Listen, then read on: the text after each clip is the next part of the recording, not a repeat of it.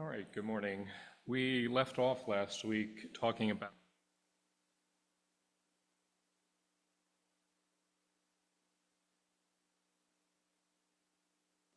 Turn your mic on there, Phil.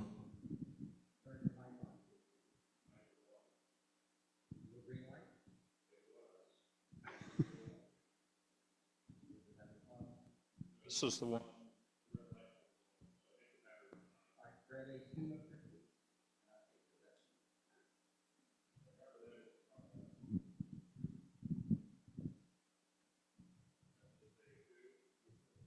All right, I got a green light.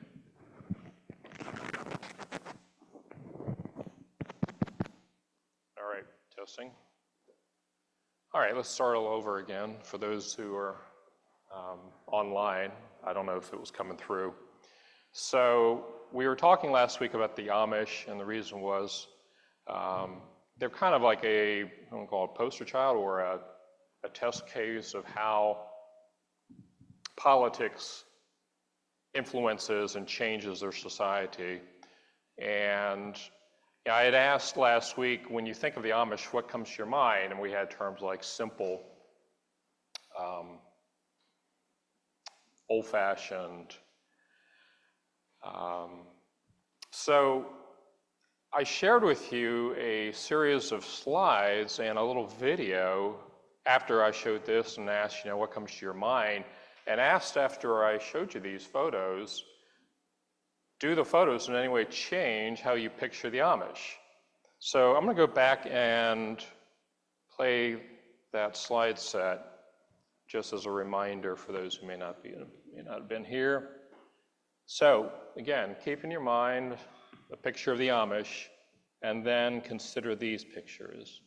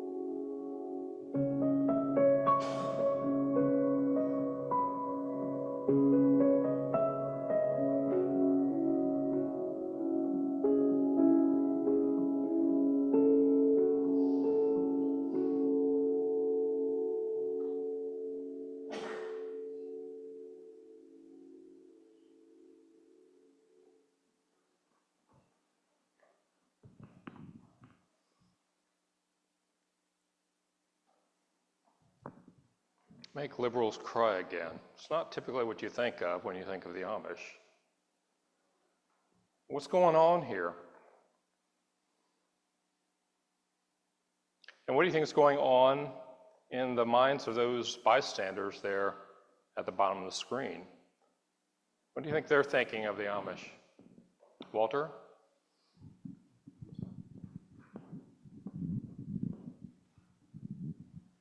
I did take the time this week to do a bit of research, and according to the polls and questions, less than 10% of their community actually votes. So it's a very smaller percentage. Not every single Amish person has anything to do with it, because according to this, their beliefs say you don't do that. But if I were to see that, I might misconstrue and think all the Amish vote and involve themselves in the affairs of the world. But then I would be deceived, because that's not a true statement. Well, this gets in, I guess, to being a light unto the world and letting our light shine and how we represent Jesus. But that aside, I was getting a little bit different numbers. Typically, the Amish were voting at a rate of like 5% in past elections. This 2024 presidential election, the numbers I was getting was 50 to 60%. And when you saw that previous I can't bring it back because it was part of the slideshow and it's moving. But the one where there's this elder in front of a podium or lectern, and there's a huge crowd of Amish people behind it, it said Amish 70,000 strong for whatever it was. I think it had Trump on the sign. Let's see if I've got it lined up somewhere. Here we go. Amish Pennsylvania's Trump 87,000 strong. 87,000 is more than 5 or 10% of the Amish community in Pennsylvania.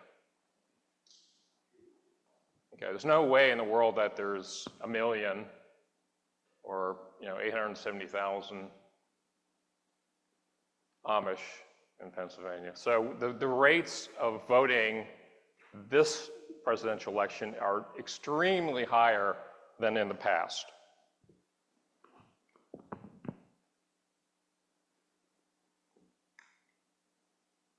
Now, the Amish pride themselves in standing apart from the world, but when you see such images that I shared with you, do you begin to question that dedication to standing apart of the world? So I had shared this verse here, which I thought was relevant, in James, where he writes, "Pure religion and undefiled before God and the Father is this, to visit the fatherless and widows in their affliction, and to keep himself unspotted from the world."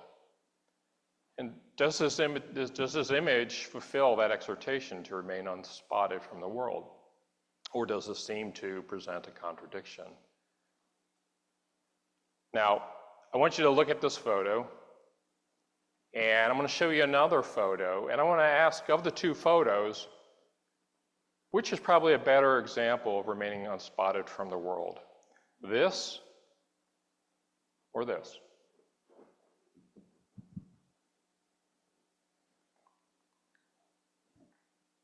This or this? The Amish would see this picture here as being spotted by the world, because we have females in this picture with their heads uncovered. And because these individuals are wearing clothing which are individualistic, they're of the world. And of course, they're driving an automobile. All this would be considered worldly to the Amish. But I really have to ask, which of these two is more worldly? Which is more spotted of the world? Driving around in a buggy from, the 1800s with a sign, say, "Make liberals cry again," or driving around with your hair uncovered, with clothing that's more modern and in an automobile? Just something to think about. Now, of all the images I shared with you, this is actually, I find, the most disturbing. And it's because of this sign here. 87,000 for Donald Trump. That's a huge, huge percentage within the Amish community.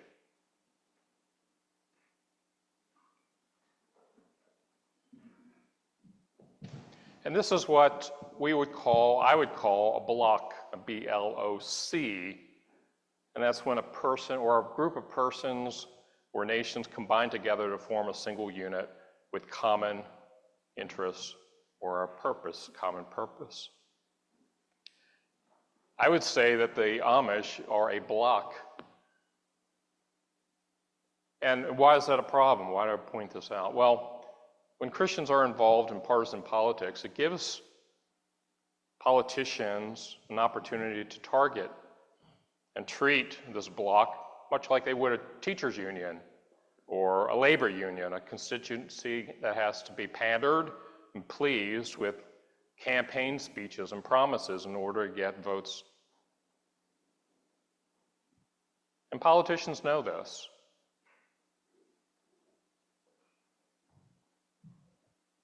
And I'm going to show you a little video. I think of the video, I'm not sure it says here. Yeah, it's a video. This individual, who's not clearly Amish, recognizes this. And this then is how the Amish are treated, as a bloc. as a constituency to target with special attention and privileges. So let me play this. It's not very long. Obviously, I am not Brett Cooper. I am producer Reagan, and I will be filling in for Brett again today. But I will be here today talking to you about the possible unsung heroes of this election season. The overlooked, suspender-wearing, zipper-hating, butter-churning, baby-making brethren that happen to make up a large percentage of my hometown, the Amish. And these folks may just have the power to sway the elections in the states in which they reside and potentially transform the future of this country. If you are unfamiliar with the Amish, they are a quite fascinating sect of the Christian faith, and they basically live as though it were the 1800s. No electricity, no cars, no fancy clothes. They are plain, and I'm not saying that. They self-identify as plain, and they live and work off the land as they have done for generations. They basically resist almost every modern convenience. So when I saw that the Amish, of all people, were trending on X last night, I had questions. Now, it was this photo in particular that was going viral on X, and it is a horse and buggy with Amish that says Amish for Trump. Overall, the Amish are known for being simple and keeping to themselves, especially when it comes to politics. So you know that things are getting bad when the Amish, of all people, start talking about politics and specifically supporting Trump, because they know how bad things are getting. Someone tweeted this and said, Trump has done everything except be Amish. Real Donald Trump, I am waiting. And listen, Trump campaign, if you're watching this, you've done the trash man, you've done the McDonald's worker. If you want to win Pennsylvania, take it from a former Pennsylvanian. Put Trump in the Amish attire and have him spend the day with the Amish, because I'm telling you, it would go viral and Pennsylvanians would eat that up. There are serious news outlets that are also starting to talk about this phenomenon, because I think they're also getting... This is what happens when you become a bloc. You stand out, and politicians then try to target you with their promises. And this, I think, is not a good thing. She was even saying, normally the Amish are not interested in politics, and you know things are getting bad if the Amish are driving around with buggies and signs on their back saying Amish for Trump. And there's also a problem when religious individuals, Christians, form a bloc. And that is, let's say, as she was even saying, possibly the Amish would be responsible for the presidential election. It didn't quite turn out that way, but it is interesting. If you were to have taken the 87,000 that we saw on that placard, subtracted from Trump's votes and added it to Harris's, Harris would have won Pennsylvania. Now, it didn't come down to whether Pennsylvania went blue or red. It could have. They talked about it in the news quite frequently. But nonetheless, the thing is, you end up by identifying as a bloc of Christians for one particular candidate. You run the risk of, let's say, things go wrong. That particular person that they were supporting makes it into power, and something goes wrong. That person who's in power does something wrong, and that Christian group gets blamed. Not something that would be a good result. And we should always try to avoid situations which would potentially bring dishonor upon the cause of Jesus. And this is keeping with, here's this, I don't know if you had seen it, this is what she was referring to that was going viral on X/Twitter. But as I was saying, we should try to avoid situations where we could potentially bring dishonor to the cause of Jesus. And I would say, remember this from Titus. Show yourself in all respects a model of good deeds, and in your teaching show integrity, gravity, and sound speech that cannot be censored. And here's the reason. So that an opponent may be put to shame, having nothing evil to say of us. And if we get involved in politics and we become identified as a particular group that votes one way, and something goes wrong, and they can be, everyone else, unbelievers, can point their finger to the Christians and say, well, it's, because he's Amish. That's because why a particular candidate made into office. It's not a good thing. They would definitely have evil to say about us. And Paul is here telling us, to avoid situations where adversaries may accuse us of something evil. And trying to get across this concept here that we need to be wise as serpents, but innocent as doves. And it becomes harder and harder to become or to be innocent as doves if we get involved in partisan politics. Some of you might be thinking, well, all this is kind of far-fetched, dramatic, but actually it has happened, and you don't have to go back too far to prove this point. And those who are, I assume most of us here were around for the 2004 election, there was an instance where Christians got singled out and blamed for the re-election of one, in this case, George W. Bush. So Bush was the incumbent, Kerry was the challenger, and in 2004, the U.S. was in the middle of two wars, the war in Iraq and the war in Afghanistan. Of course, Bush won the election, we know that. And what was remarkable about the election was that evangelical Christians were seen to have played a big role in Bush's re-election. And I want to play an audio clip for you related to the results of that election in which evangelical Christians were made fun of and mocked on account of their participation in the 2004 election. So before I play the clip, I want to set the stage. How many of you here are familiar with a radio entertainer? I guess he's no longer a radio figure, but he was quite prominent at the time of 2004. Who has heard of Garrison Keillor? Raise your hands. Okay. Probably less than, about a third of the people here have heard of Garrison Keillor. So Garrison Keillor was the host of a radio program that could be heard on public radio stations across the country for more than a decade. I think it spanned multiple decades.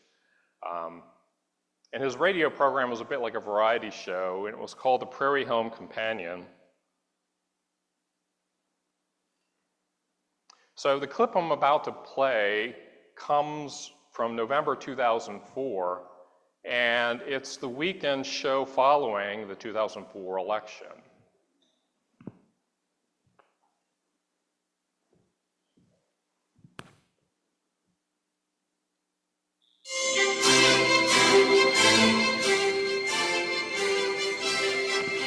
From American Public Media.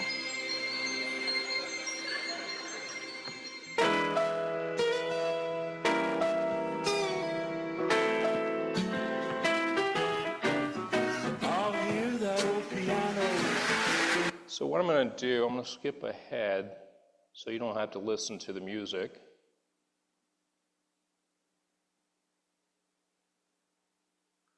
See if I can get it. I'll try right about here.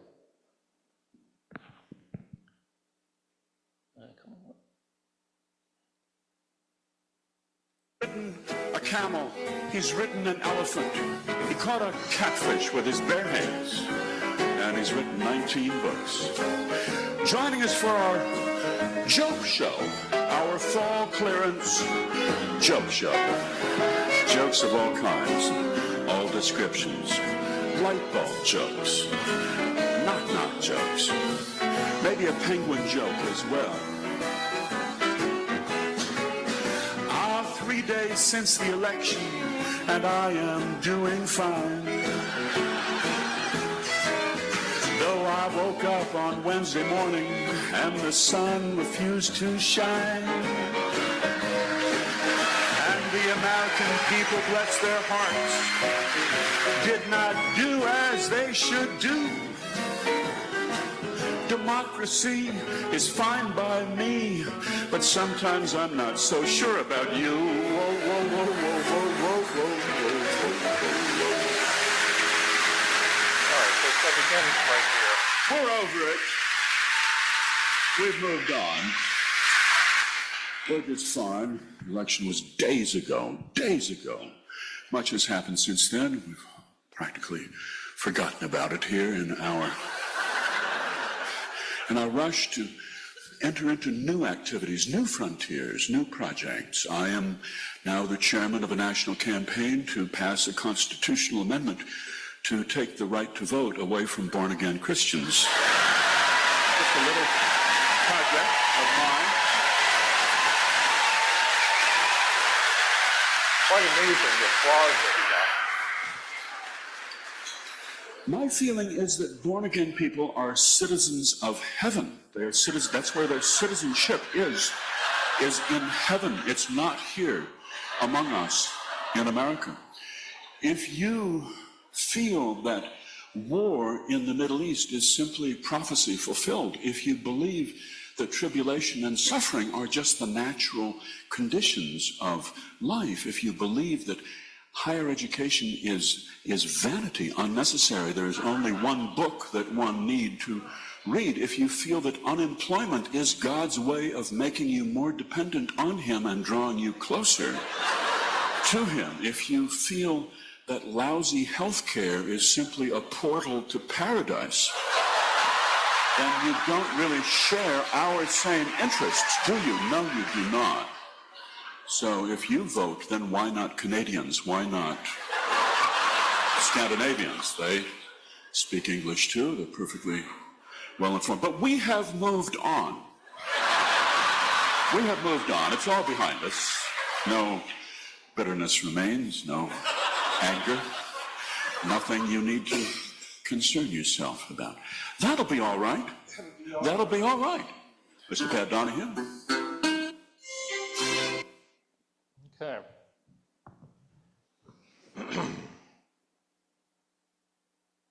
And now here we have a group of Christians being publicly mocked before a radio audience of 4 million people. Why?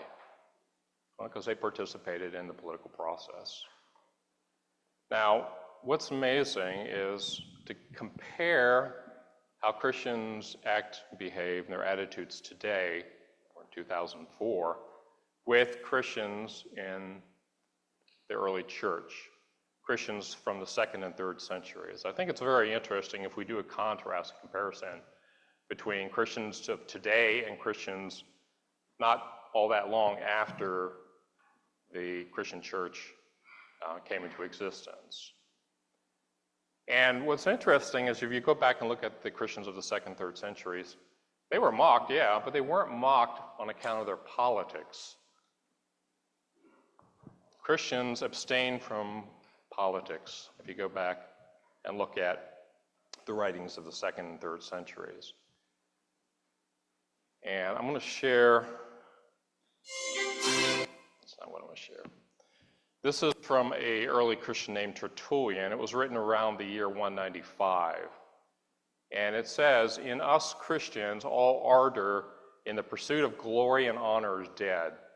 So we have no pressing inducement to take part in your public meetings." And he's referring to the pagan. He's writing to a pagan, or the pagans are his audience. "Nor is there anything more entirely foreign to us than the affairs of state."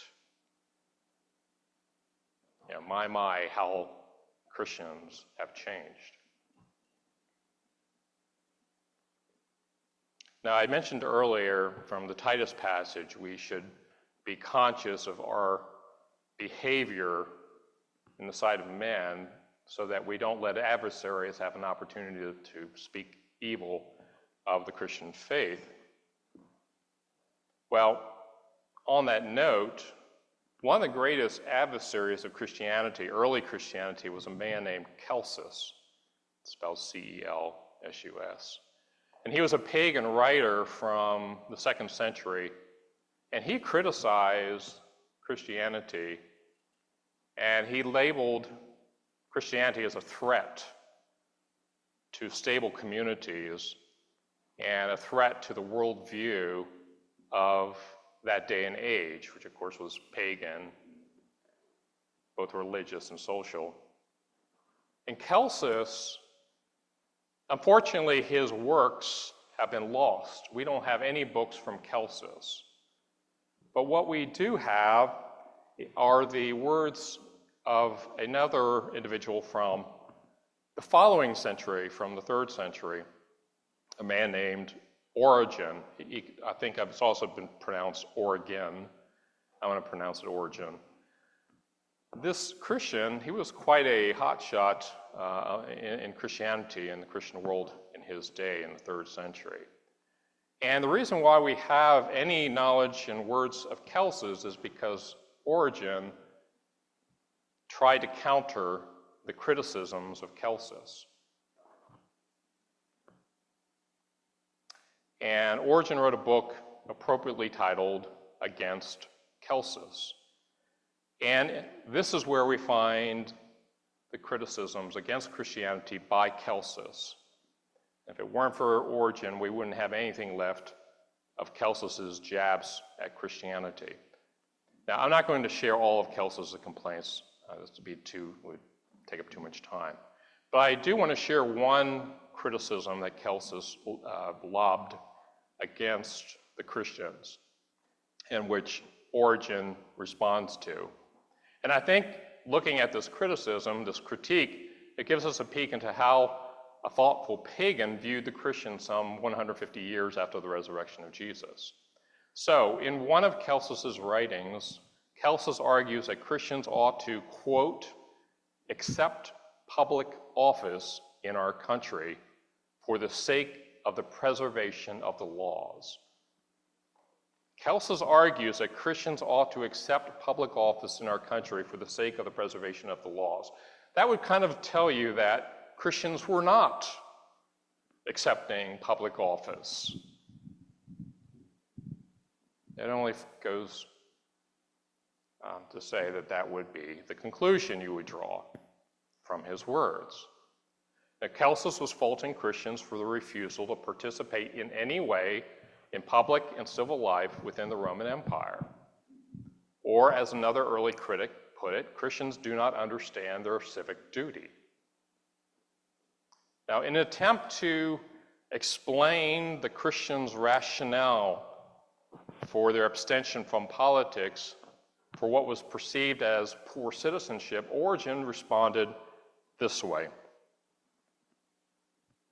Celsus also urges us Christians to take office in the government of the country, if that is required for the maintenance of the laws and the support of religion. But we Christians recognize in each state the existence of another national organization founded by the Word of God. And we exhort those who are mighty in word and blameless life to rule over churches. And if those who govern in the church and are called rulers of that divine or the divine nation, that is the church, if they rule well, they rule in accordance with the divine commands and never suffer themselves to be led astray by worldly policy. And it is not for the purpose of escaping public duties that Christians decline public offices, but that they may reserve themselves for a diviner or more necessary service in the church of God for the salvation of men. And this service is at once necessary and right.